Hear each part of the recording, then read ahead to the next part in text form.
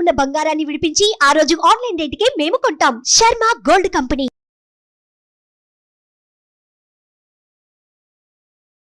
Hi, welcome to our channel. ఈరోజు మనతో పాటు ఉన్నారు జ్యోతిష్య వాస్తు పండితులు, జ్యోతిష్య వాస్తు శిక్షణ నిపుణులు, మహాగౌరి ఉపాసకులు శ్రీ దింటకుర్తి మురళీకృష్ణ గారు. నమస్కారం గురువు గారు. నమస్తే నాన్న. హరి ఓం శివ. ఈ నెల 21వ తేదీన అనంగ త్రయోదశి ఉందని చెప్తున్నారు. సో ఈ అనంగ త్రయోదశికి మనం ఏం చేయాలంటారు? ముఖ్యంగా ఈ పరిహారం ఏం చేయాలంటారు? అంటే సంవత్సరానికి ఒక్కసారి వచ్చే చైత్ర శుద్ధ త్రయోదశి, అనంగ త్రయోదశి చాలా అద్భుతమైన రోజు. ఓకే, మనకి శాస్త్రాల్లో చాలా పర్వదినాల గురించి చెప్పబడి, కానీ కొన్ని పర్వదినాల్లో కొన్ని జ్యోతిష శాస్త్రం ప్రకారం మనం చేసుకునే పరిహారాల కోసం చాలా అద్భుతంగా ఉపయోగపడతాయి. అటువంటి వాటిల్లో ఈ అనంగ త్రయోదశి ఆర్ మదన త్రయోదశి అంటారు. ఇది చాలా చాలా ఒక ఇంపార్టెంట్ అని చెప్పుకోవచ్చు, ఒక అద్భుతమైన పర్వదినం అని చెప్పుకోవచ్చు. అనంగుడు అంటే పురాణాల్లో ఏం చెప్పబడింది, అనంగుడు అంటే ఎవరు అనే డౌట్ వస్తుంది అనంగ త్రయోదశి అనగానే జనరల్గా. ఓకే, రతి మన్మధులు అంటే మన్మధుడినే అనంగుడు అంటారనమాట. అది చాలామంది తెలీదు. అనంగ త్రయోదశి అంటే వేరే ఏదో అనుకుంటారు. ఓకే, మన్మధుడిని, రతి మన్మధుల్ని ఈరోజు అనంగ త్రయోదశి రోజు కొలవాలి అని శాస్త్రం చెప్తుంది. అసలు ఎందుకు కొలవాలి మన్మధుడిని? ఓకే, కొలవడం వల్ల ఉపయోగం ఏంటి? ఓకే, ఇవి చాలా ఇంపార్టెంట్. మనకి మన హిందూ సాంప్రదాయంలో వైవాహిక జీవితంలో పెళ్లి దగ్గర నుంచి చాలా ఇంపార్టెంట్ ఘట్టాల్లో గర్భాధానం అప్పుడు కానీ ఇవన్నీ కూడా చిలకల్ని పెడతారు ఫ్రూట్ మన స్వీట్స్లో. ఓకే, ఇప్పుడు నవీన కాలంలో అంటే ఎక్కడో స్వీట్ షాప్లోకి వెళ్ళి రకరకాల స్వీట్స్ కాజు కత్తిలే తెస్తున్నారో కానీ, బట్ ఒకప్పుడు ఎప్పుడు కూడా ఎన్ని రకాల స్వీట్లు పెట్టినా కానీ చిలకల్ని పెట్టేవాళ్ళు. చిలక ఎవరు మరి? ఈ అనంగుని యొక్క వాహనం, మన్మథ దేవుని యొక్క వాహనం. మన్మధుడు ఎవరికి ప్రతీక? భార్యాభర్తల్లో ఉన్న అన్యోన్యతకి, అనురాగానికి, ప్రేమకి ప్రతిరూపం.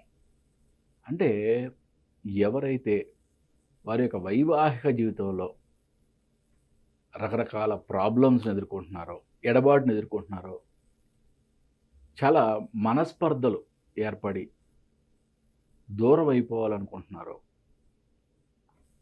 అసలు ఇవాళ ఈ రోజుల్లో చెప్పాలంటే ప్రతి వాళ్ళు కూడా చిన్న చిన్న ప్రాబ్లమ్స్ కూడా, చిన్న తప్పులకు కూడా అదే భూతద్దంలో చూసి, ఓకే, ఈగోలకు పోయి ప్రతిదానికి విడాకులు అనే పెద్ద పదాన్ని మాట్లాడుతూ అనేది చాలా పెద్ద ఫ్యాషన్ అయిపోయింది. బట్ కానీ మన్మధుడి యొక్క అనుగ్రహం ఉన్నట్లయితే దంపతుల యొక్క మధ్యలో ప్రేమ అనురాగాలకి కొదవ ఉండదు. కాబట్టి ఏంటంటే ఎవరైతే ఇటువంటి ప్రాబ్లమ్స్తో, అంటే దాంపత్య జీవితంలో రకరకాల ప్రాబ్లమ్స్తో బాధపడుతున్నారో వారు ఈరోజు రతి మన్మధుల్ని పూజించడం ద్వారా, అలాగే శివపార్వతుల యొక్క కళ్యాణం జరిపించడం ద్వారా, ఓకే, కళ్యాణం జరిపించలేని వాళ్ళు నో ప్రాబ్లం, మనకి శ్రీశైల దేవస్థానంలో నిత్య కళ్యాణం జరుగుతుంది. ఆ కళ్యాణం అయినా సరే వీక్షించండి అట్లీస్ట్. ఓకే, శివపార్వతుల్ని ఆ రోజు కంపల్సరీగా పూజించండి. పూజించేటప్పుడు మీ యొక్క మెయిన్గా మీ యొక్క సంకల్పం ఏమై ఉండాలంటే, మీ భార్యాభర్తల మధ్య ప్రేమ అనురాగాలు అద్భుతంగా ఉండి మీరు 10 కాలాల పాటు చక్కగా అన్యోన్యంగా ఉండాలనేది సంకల్పించుకోండి. అంటే ఇటువంటి పర్వదినాలని మనకి అద్భుతమైన పరిహారాలుగా ఉపయోగించుకోమని శాస్త్రం చెప్తుంది. ఇప్పుడు మన దేవాలయాల్లో ఉంటాయి, దేవాలయాల్లో ఎన్నో విగ్రహాలు ఉంటాయి. బట్ రతి మన్మధుల యొక్క విగ్రహాలు చాలా దేవాలయాల్లో మనకి చెక్కబడి ఉంటాయి.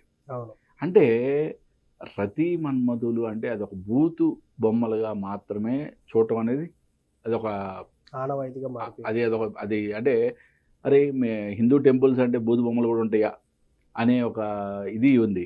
బట్ అది ఒక సృష్టి ధర్మం అని.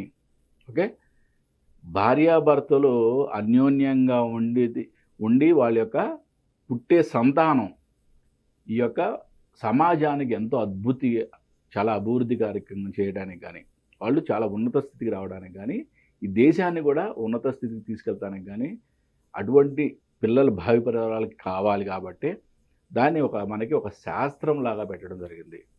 మరి ఈ చైత్ర శుద్ధ త్రయోదశి నాడు, అనంగ త్రయోదశి, మదన త్రయోదశి, ఈరోజు ఎవరైతే కనుక ఈ అద్భుతమైన అవకాశాన్ని, అంటే దాంపత్యంలో ఎటువంటి ప్రాబ్లమ్స్ ఉన్నా కూడా, లేదా మనస్పర్ధలు వచ్చి కొంచెం ఎడబాటుగా ఉన్నా కూడా, ఈరోజు ఈ పరిహారం చేసుకోవడం ద్వారా అద్భుతమైన మీకు ఉపశమనం కలుగుతుంది. మీ యొక్క దాంపత్య జీవితం మంచిగా కుదుటపడుతుంది. ఇది ఒక దాంపత్య జీవితానికి వర్తిస్తుందా?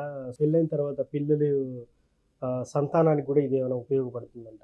ఎస్ తప్పకుండా. అంటే సంతానానికి అని ఎక్కడ మనకి శాస్త్రంలో చెప్పబడలేదు కానీ, బట్ మనస్పర్ధలుండి ఎడముఖం పెడముఖంగా ఉంటే సంతానం అనేది ప్రాబ్లం ఉంటుంది. కాబట్టి ఫస్ట్ వీళ్ళిద్దరూ మంచిగా అన్యోన్యంగా ఉండాలి. కాబట్టి ఈ యొక్క అనంగ త్రయోదశి నాడు ఈ యొక్క పరిహారం చేసుకోవడం చాలా అద్భుతమైన పరిహారంగా చెప్పచ్చు. ఈ పూజకి ముఖ్యంగా నియమాలు ఎలా ఉంటాయి? అంటే రోజువారీ పూజ లాగానే చేసుకోవచ్చా? ప్రత్యేకంగా ఏమైనా చేయాలంటారా?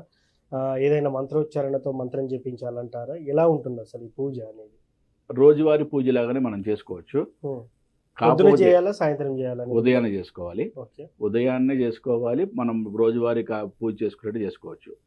కానీ మన ఇంట్లో కనుక శివ కళ్యాణం చేయాలి అనుకుంటే కనుక ఉదయం నుంచి సాయంత్రం వరకు కూడా మనం పూర్తి నియమనిష్టలతో ఉండి సాయంత్రం పూట శివ కళ్యాణం చేయించడం అనేది ఆచారంగా వస్తుంది. కాబట్టి ఆ విధంగా చేయించాలి.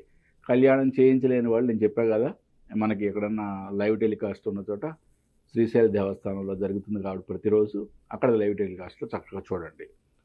ఈ కంపల్సరిగా ఈరోజు నేను చెప్పే మంత్రాన్ని మాత్రం కంపల్సరిగా మీరు విపరీతంగా రిపీటెడ్గా దాన్ని చాంటింగ్ చేయండి. ఓం కామదేవాయ విద్మహే పుష్పబాణాయ ధీమహి తన్నో అనంగ ప్రచోదయాత్. ఈ మంత్రాన్ని ఆ త్రయోదశి రోజు పూర్తిగా రిపీటెడ్గా మీరు చాంటింగ్ చేయండి. చాంటింగ్ చేసేటప్పుడు మీ యొక్క సంకల్పం ఏమై ఉండాలి?